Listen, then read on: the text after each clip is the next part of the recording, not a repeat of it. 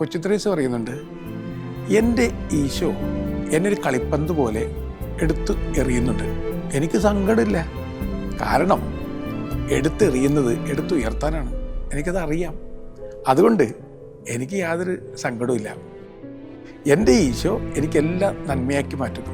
കാരണം എൻ്റെ ഈശോ എന്നെ വിളിച്ച എന്നെ വിശുദ്ധീകരിച്ച് നയിക്കുന്നു. പിന്നെ ഞാനെന്തിന് പേടിക്കണം? കേൾക്കുന്ന പ്രിയപ്പെട്ട ചങ്ങാതി, ഇടയ്ക്ക് പറയുക, എന്നെ ശക്തനാക്കുന്നവനിലൂടെ എനിക്കെല്ലാം സാധ്യമാകും. കർത്താവിൻ്റെ ഇടയനാകുന്നു, എനിക്കൊന്നിനും കുറവുണ്ടാവുകയില്ല. പച്ചയായ പുൽമേടുകളിലൂടെ അവിടെ നിന്ന് നയിക്കുന്നു. 2, സ്നേഹത്തിൻ്റെ തലം. കൊച്ചു ത്രേസ്യ പറയുന്നു, സ്നേഹത്തിൻ്റെ നിഘണ്ടുവിൽ അസാധ്യം എന്നൊരു വാക്കില്ല. എന്ത് രസകരമായ എഴുത്താണത്. സ്നേഹത്തിൻ്റെ നിഘണ്ടുവിൽ അസാധ്യം എന്നൊരു വാക്കില്ല. അതായത് സ്നേഹത്തിനെല്ലാം സാധ്യമാണ്.